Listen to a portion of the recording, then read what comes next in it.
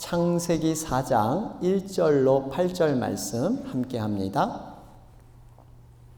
창세기 4장 1절에서 8절 말씀입니다. 제가 대표로 봉독해 올립니다. 아담이 그의 아내 하와와 동침하매 하와가 임신하여 가인을 낳고 이르되 내가 여호와로 말미암아 득남하였다 하니라. 그가 또 가인의 아우 아벨을 낳았는데 아벨은 양치는 자였고 가인은 농사하는 자였더라. 세월이 지난 후에 가인은 땅의 소산으로 제물을 삼아 여호와께 드렸고 아벨은 자기도 양의 첫 새끼와 그 기름으로 드렸더니 여호와께서 아벨과 그의 제물은 받으셨으나 가인과 그의 제물은 받지 아니하신지라. 가인이 몹시 분하여 안색이 변하니 여호와께서 가인에게 이르시되 내가 분하여 함은 어찌 됨이며 안색이 변함은 어찌 됨이냐. 내가 선을 행하면 어찌 낯을 들지 못하겠느냐. 선을 행하지 아니하면 죄가 문에 엎드려 있느니라. 죄가 너를 원하나 너는 죄를 다스릴지니라. 가인이 그의 아우 아벨에게 말하고 그들이 들에 있을 때 가인이 그의 아우 아벨을 쳐 죽이니라. 아멘. 할렐루야. 우리는 지난 시간에 이어서 예배하는 공동체 이것을 가지고 한 번 더 살펴보길 원합니다. 여러분, 하나님께서 자녀된 우리에게 가장 원하시고 기뻐하시는 사역, 여러분 그것이 바로 예배다, 이런 말씀을 드렸습니다. 사람이 할 수 있는 행위 중에 예배만큼이나 하나님께 영광을 돌리고 하나님을 기쁘게 해드리는, 하나님의 소원을 이루어드리는 것이 없습니다. 그만큼 예배는 소중합니다. 그런데 왜 하나님은 이처럼 우리들에게 이러한 예배를 강조하시고 예배 받기를 이렇게 원하시는 것일까요? 이유는 하나님께서 우리와의 관계를 더욱 깊게 하기 위해서. 여러분, 신앙에서, 믿음에서 가장 중요한 것은 관계입니다. 하나님과의 나의 관계. 여러분, 이 관계가 없이 어떤 행위만 하게 되면요, 굉장히 위험할 수가 있습니다. 하나님이 나와 얼마만큼 친밀하고 얼마만큼 하나님으로서의 관계, 우리는 자녀로서의 그런 관계, 이 깊은 관계를 통해서, 친밀한 관계를 통해서 하나님이 주시고자 하는 것은요, 우리에게 좋은 것, 선한 것이에요. 그것이 하늘의 복일 수 있고 그것이 하나님의 은혜일 수가 있습니다. 다시 말하면 하나님께서 우리에게 주고자 하는 것을 우리가 받을 수 있으려면 하나님과의 관계가 깊어지지 않으면 아무리 하나님이 주고자 해도 그것을 우리는 깨닫지 못할 것이고 우리는 받는 그릇이 될 수가 없다는 겁니다. 바로 그래서 이 예배를 하나님은 그렇게 원하시는 거예요. 나와 너와 깊은 관계로 들어가자. 이게 바로 예배의 의미가 있습니다. 여러분, 한번 이런 예를 들어볼 수가 있어요. 여러분, 우리 부모님과의 관계를 한번 떠올리면요, 여러분, 우리 부모님과 정말 친밀한 관계, 또 이 부모님이 나를 낳으셨다는 분명한 확신 속에서 우리 부모님, 우리 어머님, 우리 아버님, 나를 낳으셨어. 정말 나를 위해서 못할 것 없는 희생하는, 나를 사랑하는 이러한 부모님. 여러분, 이런 관계가 됐을 때 우리는 부모님께 무엇도 부탁도 드리고 때로는 응석도 부리고 때로는 이렇게 자녀로서 이 부모님과의 관계가 깊어집니다. 그런데 만일 이 부모님과의 관계가 서먹서먹하면 여러분, 별로 대화도 없고 별로 이 부모님이 과연 나를 낳으신 그러한 친부모인가, 이런 생각을 하게 되면요, 여러분, 부모님이 사랑을 주고자 해도, 부모님이 어떤 혜택을 주고자 해도 그 관계가 성립되지 않으면 굉장히 어렵습니다. 바로 이런 원리예요. 그래서 다른 건 아니에요. 여러분, 예배를 통해서 하나님은 너와 나의 관계, 이 관계를 좀 더 깊이 하자. 이걸 하나님은 원하시는 거예요. 그런데 정작 이렇게 하나님은 예배를 원하시고 관계 깊음을 원하시는데 정작 우리들은 어떻습니까? 우리가 얼마만큼 이 하나님의 마음을 알고 얼마만큼 이 하나님의 마음을 이해하며 그 마음을 우리는 받아들이고 있을까요? 예전에 미국 오클라호마의 한 대학에서 이런 연구가 있었습니다. 동물들의 이 지능 한계를 알아보기 위해서 실험을 했는데요. 여러분 이렇게 매우 영리한 침팬지가 있었어요. 한 15살 정도 되는 이런 침팬지. 굉장히 그 동물 중에선 지능이 굉장히 좋은 이런 침팬지에게 얼마만큼 이 지능이 있을까 생각하면서 그를 가르쳤다고 합니다. 먼저 교육에 앞서서 깊은 관심과 사랑을 가지고 관계성을 형성하고 마치 자신들의 자녀처럼 열심으로 돌봐주면서 음식도 주고 정말 갖은 노력을 정성을 다 기울였습니다. 천신만고 끝에 이 침팬지가 한 130개의 단어를 이렇게 익히게 됐다 그래요. 그래서 이 침팬지에게 단어 카드를 이렇게 주면서 나름대로 이 단어를 가지고 문장을 만드는 이런 훈련을 계속해서 반복하고 또 반복해서 어느 정도는 간단한 문장은 표현할 수 있는 이 단어 카드를 가지고 표현할 수 있는 이런 능력을 갖추게 됐다고 합니다. 드디어 이제 그 테스트하는 날이 됐어요. 그동안 애썼던 연구진들이 모여가지고 과연 이 침팬지가 어떤 말을 표현할까? 어떤 단어를 이렇게 조합해서 어떤 말을 표현할까? 나름대로 기대를 했습니다. 아마 이렇게 정성을 보였으니까 우리를 사랑한다, 뭐 I love you, 뭐 이런 단어를 이렇게 만들지 않을까? 아니면 뭐 감사한다, 좋아한다, 뭐 이런 표현을 하지 않을까? 많은 기대를 했습니다. 그래서 침팬지가 이제 서가지고 그 단어를 조합했는데 의외의 단어를 조합했다고 합니다. 뭔지 아세요? Let me out, let me out. 나를 좀 놓아주세요. 나를 제발 좀 그냥 놔주세요. 여러분 그동안 정성을 들여서 입혀주고 먹여주고 정말 사랑을 다 쏟아보았는데 그 돌아오는 반응은 나를 좀 놓아달라. 여러분 어쩌면 이런 모습이 세상 사람들의 모습이 아닐까요?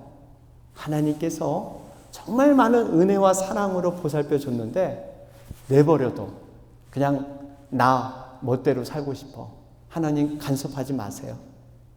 여러분 어쩌면 우리들에게도 정말 하나님께서 이 예배를 통해서 깊은 관계를 갖길 원하시고 섬세하게 우리 삶 가운데 관여하시고 인도하길 원하시는데 우리도 어떻게 보면 이 침팬지처럼 그냥 let me out, 나 좀 그냥 놔두세요.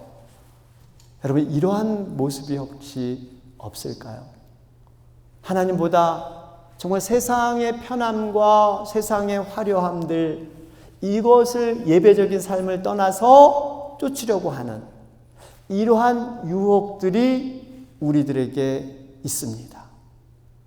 정말 예배적인 삶을 살려고 할 때 내 마음속에 아직까지 성화되지 못한 정말 하나님의 뜻을 알면서도 우리가 그것을 벗어나고 그냥 세상으로 살려고 하는 내적인 유혹들 이런 것들이 항상 우리에게 도사리고 있습니다. 반면에 예배에 있어서도 또 하나의 방해물이 있습니다. 그것이 바로 사탄의 세력이라는 거예요. 사탄의 방해 역사들. 여러분 예배 시간이 가장 영적인 능력이 성령의 역사가 가장 왕성한 그러한 시간이기 때문에 성령의 역사가 물론 활발하게 일어나지만 반대로 이 사탄의 방해도 그만큼 강할 수 있다는 겁니다. 오늘 본문 말씀 창세기 4장이 바로 그러한 얘기를 들려주고 있습니다. 형인 가인이 동생 아벨을 죽이는 최초의 살인 사건이 바로 이 제사 지내는 과정 가운데 일어나고 있습니다. 여러분 한번 생각해 보세요. 인류의 최초의 살인 사건이 단순히 어떤 재물로 인해서 다툼이 났다든지, 여러분 재물 문제 때문에 내가 손해봐서 그것이 억울해서 살인을 했다든지, 아니면 뭔가 이해관계가 얽혀가지고 살인을 했다면 나름대로 이해가 됩니다. 그런데 현실적으로 볼 때는, 눈으로 볼 때는 당장 피해받을 게 없는 거예요. 저 사람은 예배받고 나는 예배받지 않았는데 별로 피해될 게 없는 거예요. 그런데 제사 때문에 살인이 일어났다는 사실입니다. 두 형제가 하나님께 예배를 드렸어요. 그런데 아벨 동생의 예배는 하나님께서 받으셨는데 형인 가인의 예배를 하나님이 받지 않았습니다. 그러자 형이 이 가인이 괜히 예배 잘 드린 동생 아벨이 미워지기 시작합니다. 이 미움과 시기가 정말 죽이고 싶을 정도로 미워져서 이 아벨을 돌로 쳐 죽이는 사건. 여러분 이것이 과연 가인 혼자의 생각? 어떤 이 제정신으로 할 수 있는 일? 여러분 안 그렇습니다. 분명히 사탄이 가인의 마음을 충동질하는 이 사탄의 역사였습니다. 여러분 예배는 하나님의 은혜가 충만하기도 하지만 반면에 사단의 방해 역사도 그만큼 크다. 이것을 우리는 깨달아야 합니다. 가인의 예배 가운데 이 은혜 충만하지 못하니까 어느덧 가인이 비록 예배의 자리에 있었지만 사탄의 먹잇감이 되었던 이 예를 지금 보여주고 있습니다. 여러분들도 아마 주일 예배 때 오기 전에 가끔씩 이런 경험을 하신 적이 있을 거예요. 교회를 가려고 하는데 그동안 멀쩡했던 자동차 타이어가 갑자기 플래시 되기도 하고, 갑자기 급한 일이 생기기도 하고, 차 사고가 나기도 하고, 몸이 아프기도 하고, 배가 좋지도 않고, 뭔가 이렇게 갑작스러운 일들이 정말 예배 가운데 방해하는 이러한 경험들이 있을 겁니다. 만일 여러분, 목사님 저는 그런 일이 없던데요, 아무 일 없이 그냥 평상처럼 그냥 아무 일 없어서 교회에 나올 수 있었어요. 여러분 이것은 우연이 아니에요. 사실 성령님께서 하나님의 은혜가 여러분 우리를 도우신 줄로 믿습니다. 분명히 사탄의 방해는요 예배할 때 많이 있다는 거예요. 그러면서 여러분 우리가 한 가지 여기서 생각해 볼 것은, 왜 하나님께서 아벨의 제사는 받으시고 가인의 제사는 물리치셨는가? 많은 분들이 이 얘기를 할 때 제사의 종류, 제물이 달랐다 이런 얘기를 합니다. 가인은 땅의 소산, 땅에서 얻은 곡식으로 제사를 드렸고, 이 아벨은 양의 첫 새끼, 짐승으로 제사를 드렸기 때문에 하나님은 짐승으로 드리는 이 제물을 기뻐 받으신다. 땅의 소산은 하나님은 별로 안 좋아하신다. 이런 해석들을 하는데 그럴듯한 해석입니다. 왜냐하면 구약에 여러분 보면 대부분 제물은 양이나 송아지, 염소 이런 짐승으로 제물을 드렸죠. 그리고 더군다나 예수님께서 십자가의 제물로 달리실 때 비유로 말씀하신 내용이 뭡니까? 어린 양으로서 내가 죽을 것이다. 제물이 될 것이다. 이 어린 양, 예수님도 제물이 짐승으로 표현하셨으니까 짐승으로 드린 것이 맞고 하나님이 이것을 기뻐하신다. 이렇게 보는 견해들이 있습니다. 그런데 우리가 중요한 것은 하나님은 땅에서 난 곡식의 제물 자체를 거부하신 것은 아니라는 거예요. 여러분 하나님은 땅에서 난 곡식도 하나님은 즐겨 받으십니다. 예를 들면 짐승이 없는 여러분 가난한 집안, 내 재정이 내가 이 지금 어려워서 우리 집에 짐승이 없어요. 근데 제사를 지내고 싶어. 여러분 어떻게 합니까? 곡식을 드리면 돼요. 5대 제사 가운데 소제라는 게 있어요. 땅에서 난 곡식으로 제사를 드리는 방법이 소제입니다.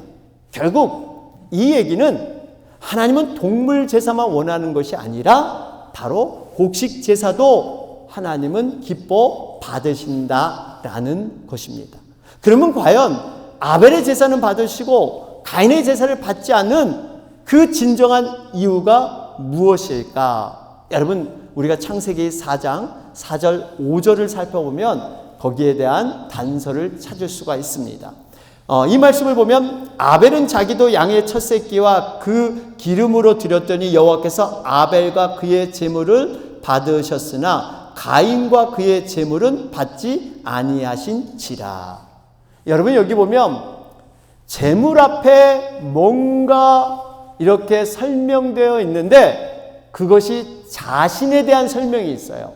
아벨과 그의 제물을 받으셨고 가인과 그의 제물은 받지 않았다. 이렇게 하나님은 말씀하십니다.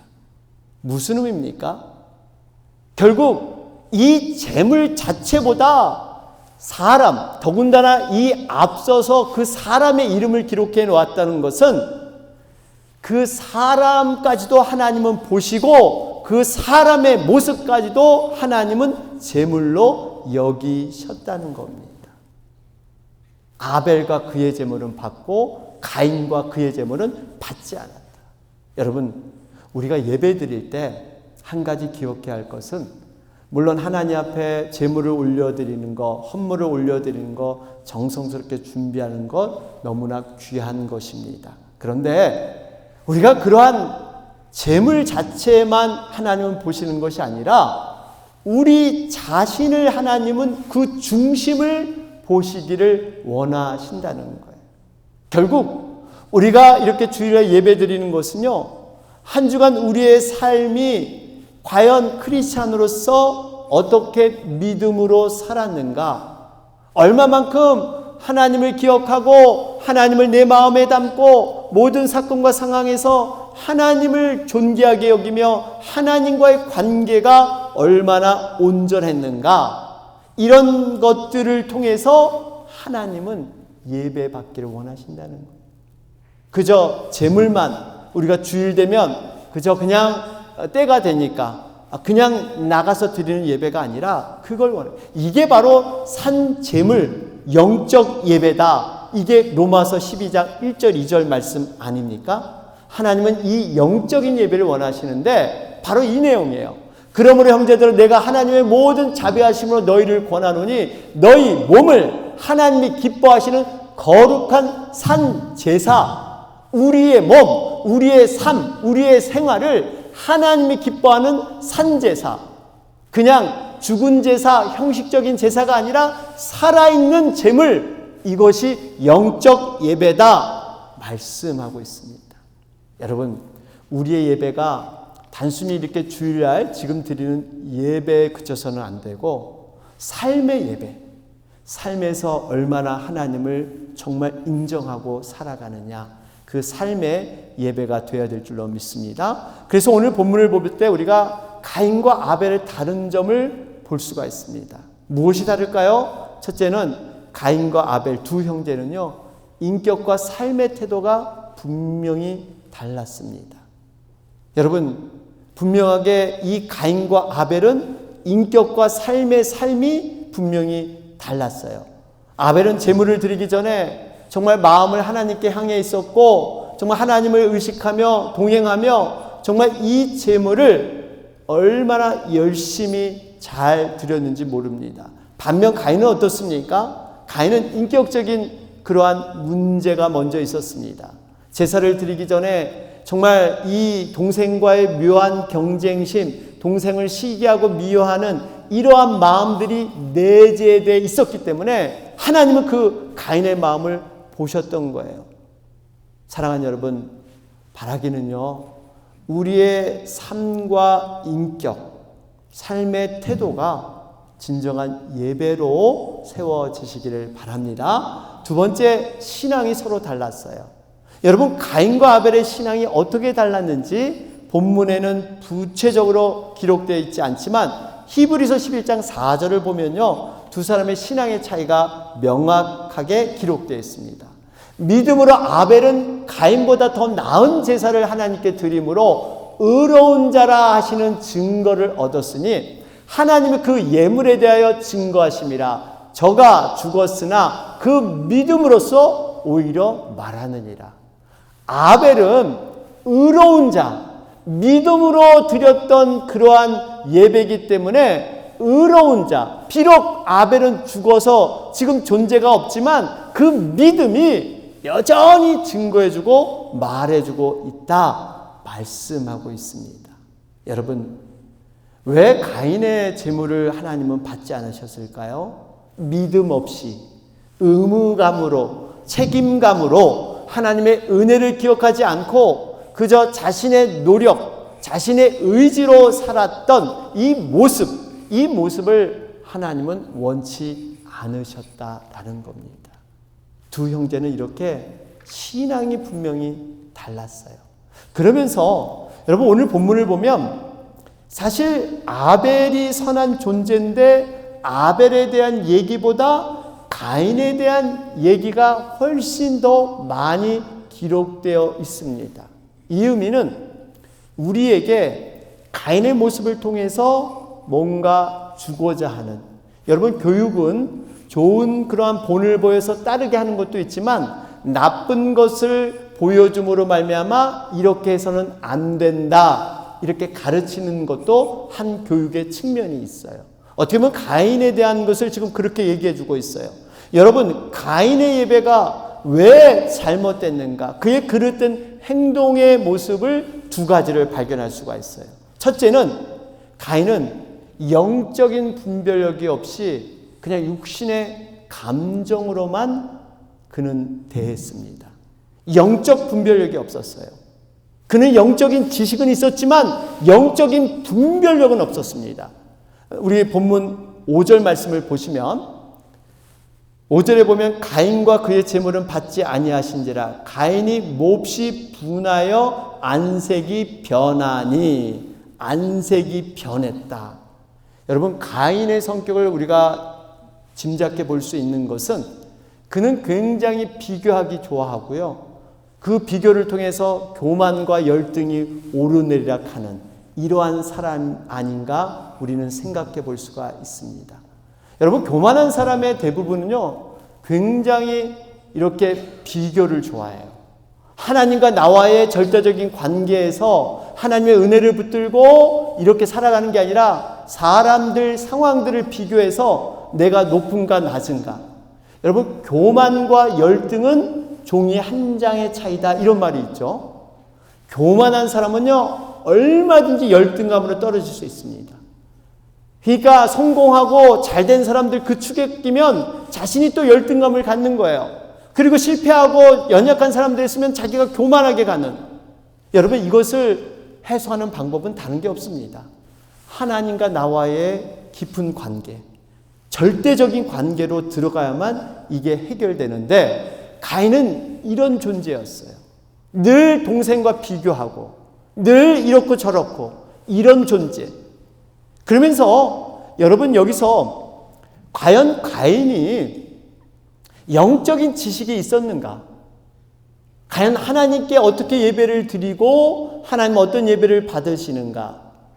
이 예배에 대해서, 제사에 대해서 그가 알고 있는 영적인 지식이 있었는가?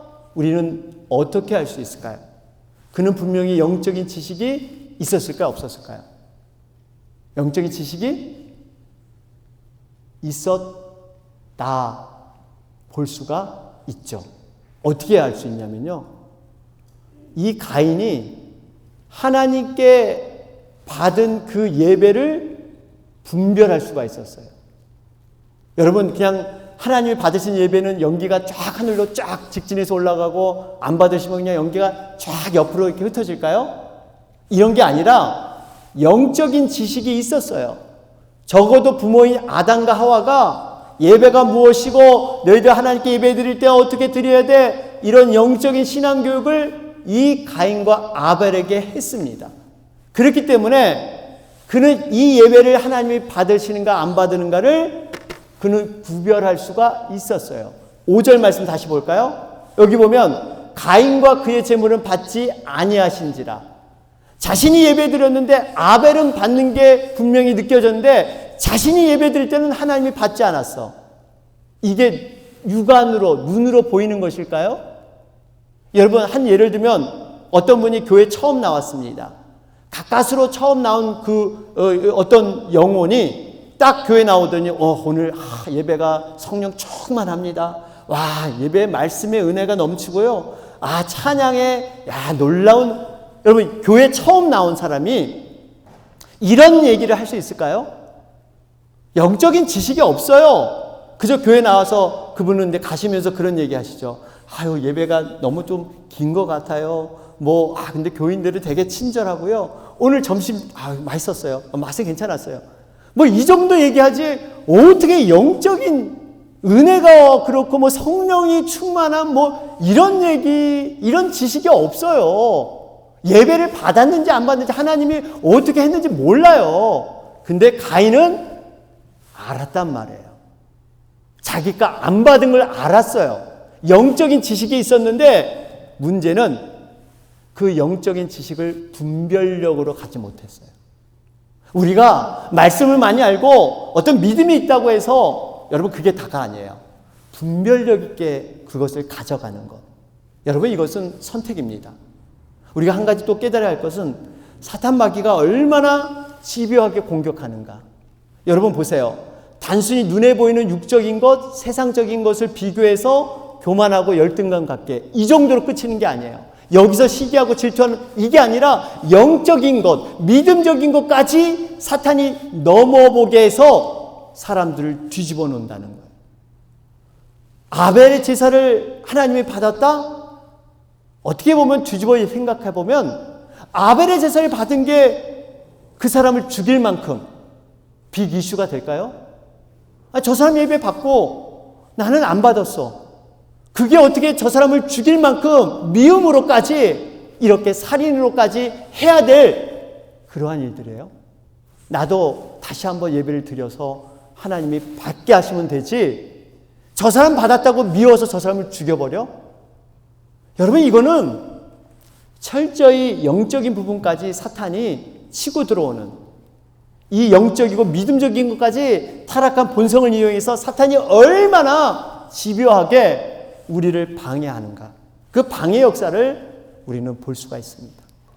결과는 어떻게 했습니까? 결국에는 여러분 이 모든 것, 그 가인에게 어떠한 결과로 돌아갑니까? 두 번째 가인의 잘못은요, 하나님께서 회개할 기회를 주었는데 그 기회를 무시해 버립니다. 6절 말씀 보실까요? 6절 말씀 보시면 여호와께서 가인에게 이르시되 내가 분하여 하면 어찌 됨이냐, 안색이 변하면 어찌 됨이냐. 가인은 뭔가 이 포커페이스를 못한 것 같아요. 물론 하나님은 이 중심을 보시기 때문에 숨길 수가 없겠죠. 가인의 얼굴에 감정의 분함이 이렇게 표현이 된 거예요. 그런데 하나님은 이때 바로 너가 잘못이야 심판하고 책망하신 게 아니라 기회를 주신 거예요. 너 지금 얼굴이 왜 그래? 너 분함이 있는데 안색이 변했는데 왜 그래? 이 의미는 뭐예요? 너 회개할 기회를 줄게. 마음 돌이켜라. 마음 돌이켜라. 여러분, 하나님께서 사랑하는 자녀들에게 우리들이 잘못된 길로 가려고 할 때 하나님은 그냥 놔두시는 분이 아니세요. 어떤 방법이든 이것을 깨달을 수 있도록 어떤 사건을 주시던 어떤 사람을 통해서 어떤 그 사인을 주시던 아니면 마음속에 우리 안에 계시는 성령님을 통해서 불편한 마음을 주십니다. 우리가 잘못된 길로 가려고 할 때, 여러분 이럴 때 영적인 분별력이 필요합니다. 그때가 하나님이 주신 기회임을 알고 그때 돌이킬 수 있어야 합니다. 이런 사람이 하나님 앞에 복된 자로 서게 될 줄로 믿습니다. 자, 이런 기회를 7절 말씀에 보여요. 하나님께서 말씀하시죠. 내가 선을 행하며 어찌 낯을 들지 못하겠느냐. 선을 행하지 아니하면 죄가 문에 엎드려 있느니라. 죄가 너를 원하나 너는 죄를 다스릴지니라. 여러분, 하나님께서 아벨을 시기하고 질투하는 죄, 이건 죄다, 잘못이다. 그러면서 너가 선을 행하지 아니하면 죄가 문에 엎드려 있다. 여러분, 우리에게 주는 경고의 말씀입니다. 우리가 선을 행하지 않으면요, 하나님의 편에, 성령과 말씀 편에 우리가 서지 않으면 죄가 문에 엎드려 있다. 여러분, 죄가 문에 엎드려 있다는 게 무슨 의미입니까? 죄가 그만큼 무섭게 관영화되고 그만큼 죄가 이 세상에 가득 찼기 때문에 이것을 이겨낼 수 없다는 거예요. 우리가 오늘 충만한 은혜로 하나님 앞에 예배드리고 마음이 뜨거워졌습니다. 그리고 세상을 거슬려 살 수 있는 이러한 능력이 있고 이런 자신감도 있고, 그래서 교회 문을 딱 열고 나가는데 웬걸 바람이 들어오듯이 세상의 모든 죄의 유혹들, 세상의 모든 죄들이 우리에게 밀려 들어온다는 거예요. 여러분, 제가 시간 관계상 다 말씀을 안 드리지만 요즘 크리스찬으로서, 우리가 기독교인으로서 살아가기가 참 어려운 시대입니다. 정말 믿음으로 말씀대로 사는 게 쉬운 세상이 아니에요. 종말이 갈수록 분명히 더 어려워질 것이다. 성경은 예언하고 있습니다. 앞으로 더 좋아질 기미는 없습니다. 분명히 성도들을 핍박하고 우리의 믿음을 유혹하고 믿는 자 중에서 3분의 1이 배교하고, 세상 사람들이 아니라 믿는 자 중에서 예수님을 시인하고 신앙이 좋고 그렇게 교회를 열심히 다녔던 분들이 그냥 예수님을 떠날 것이다. 3분의 1이 이미 계시록에 예언된 말씀이에요. 얼마나 우리가 이 세상을 바라볼 때 크리스찬으로 살아가기 어려운가. 죄가 문에 엎드려져 있다. 그러면 우리는 이렇게 무기력하게, 세상이 이러니까 우리는 할 수가 없어, 인간이기 때문에 우리는 모든 것이 안 돼, 내가 어떻게 이 죄를 이겨나가, 이런 세상의 죄가 관용화됐는데, 여러분, 과연 우리는 이렇게 절망과 소망이 없이 그냥 주어진 대로, 물 흐른 대로 살아가는 것일까요? 그렇지 않습니다. 오늘 본문 7절에 보면, 후반절을 보세요. 본문 7절 후반절을 보면, 너는 죄가 너를 원하나 너는 죄를 다스릴지니라. 죄가 너를 원하나 너는 죄를 다스릴지니라. 무슨 말이에요? 우리가 죄를 다스릴 권세가, 능력이 있다는 거예요. 어떻게? 사단은 항상 우리를 넘어뜨리려고 유혹하지만 우리가 죄를 다스리고 이길 수 있는 능력, 이게 바로 예수 그리스도의 이름으로 가능한 줄로 믿습니다. 우리 안에 거하신 이 부활하신 십자가의 능력, 성령의 능력, 말씀의 능력이 이 죄를 다스릴 수 있는 이러한 권세가 우리에게 주어졌다는 사실입니다. 사랑하는 여러분, 결론을 맺겠습니다. 우리는 오늘 동일하게 함께 모여서 예배를 가인과 아벨처럼 동시간에 동일한 장소에서 우리는 예배를 드리고 있습니다. 그런데 하나님은 아벨의 예배만 받으시고 가인의 예배는 인정하지 않으셨습니다. 우리는 과연 아벨의 편에 설 건가, 가인의 편에 설 건가? 과연 우리는 어떠한 모습으로 예배를 온전히 올려드려야 될 것인가? 하나님은 이 땅에 재림주로 예수님이 오시기 전에 이런 말씀하셨어요. 내가 예배하는 자를 찾느니라. 그만큼 세상의 종말이 오면 하나님 앞에 드리는 참된 예배자가 없어진다는 겁니다. 오죽했으면 그 재림주 예수님이 예배하는 자를 찾는다. 내가 눈여겨서 참된 예배자, 그 소수의 예배자를 내가 찾고 있다 말씀합니다.